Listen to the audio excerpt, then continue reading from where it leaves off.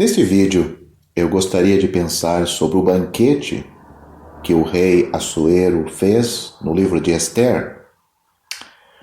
Banquetes reais prolongados em uma proporção enorme, como a descrito no primeiro capítulo de Ester, não eram incomuns entre os persas.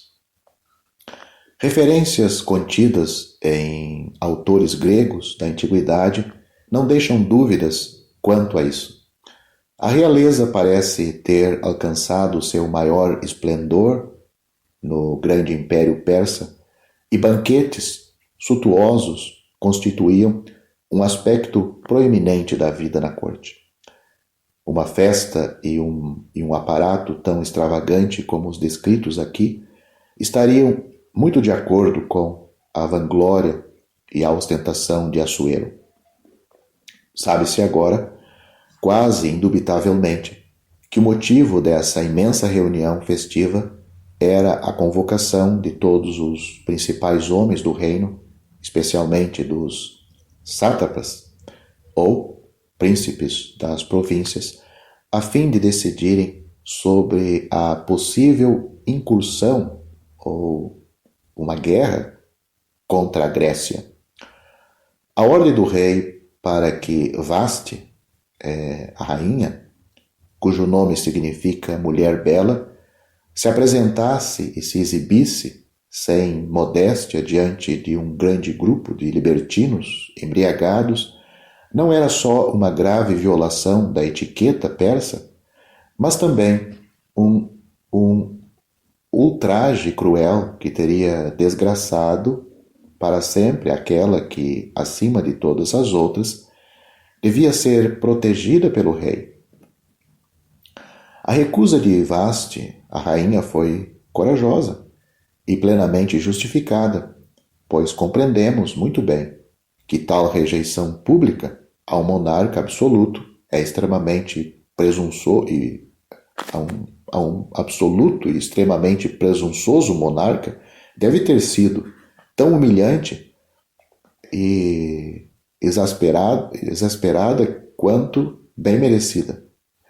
Sem dúvida, isso deve ter causado sobriedade imediata sobre o rei e os nobres do reino quando ouviram a resposta negativa de Vaste ao convite do rei. Não é também de admirar que os sábios do alto conselho do rei, ao serem consultados sobre o assunto, concluíssem que Vaste deveria perder sua coroa real. Cerca de 4 anos se passaram entre o final do capítulo 1 e a escolha de Ester como rainha, que é o principal acontecimento registrado no segundo capítulo. Compare para você estudar por si mesmo o capítulo 1, versículo 13 e 4, com o capítulo 2, versículo 12 e 16.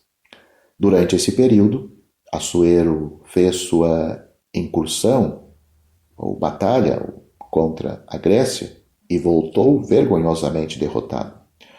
Talvez isto o tivesse levado a desviar seus pensamentos da guerra, inglória, guerra de derrota, para os prazeres do harém. Ester, a moça judia, órfã de seu pai, Abial, e o primo de Mordecai, e agora escolhida agora como rainha. Os versículos 7, 9 e 15 do capítulo 2 não deixam dúvidas de que Ester deve ter sido uma jovem belíssima. A leitura dos versículos 9 a 15 também sugere um temperamento cativante. O processo pelo qual foi feita a escolha estava de pleno acordo com o costume persa e oriental. O nome hebraico de Ester era Hadassa, que significa murta, enquanto o nome persa, Ester, que lhe foi dado, significa estrela. A tradição judaica diz que Mordecai tentou esconder Ester para que não fosse levada pelos agentes reais. Mordecai também lhe deu instruções para não tornar conhecida sua descendência judaica, capítulo 2, versículo 10, provavelmente para os não prejudicá-lo, ou prejudicá-la, ou para não prejudicá-la, ou gerar intrigas contra ela. No capítulo 3, versículo 4, vemos que tal preconceito poderia ter surgido por causa de seus parentes judeus. Com certeza, o próprio Mordecai achava-se empregado no serviço da corte real, pois no capítulo 2, versículo 5, onde ele é mencionado pela primeira vez, ficamos sabendo que residia na cidadela de Suzã, não apenas na cidade, que ficava bem distante do palácio, como os arqueólogos já mostraram claramente.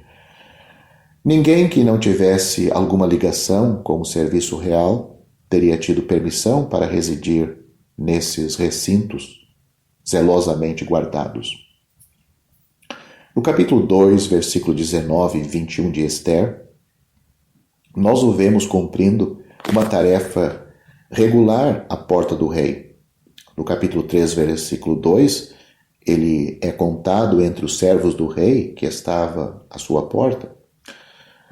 No capítulo 6, versículo 10, observamos que o próprio rei o conhecia como o judeu Mordecai, que está assentado à porta do rei. Se Mordecai não participasse do serviço real, os guardas do palácio o teriam matado sumariamente, quando se recusou a obedecer o decreto relativo a Amã, que foi dado pelo rei, que todos deveriam se ajoelhar quando ele passasse.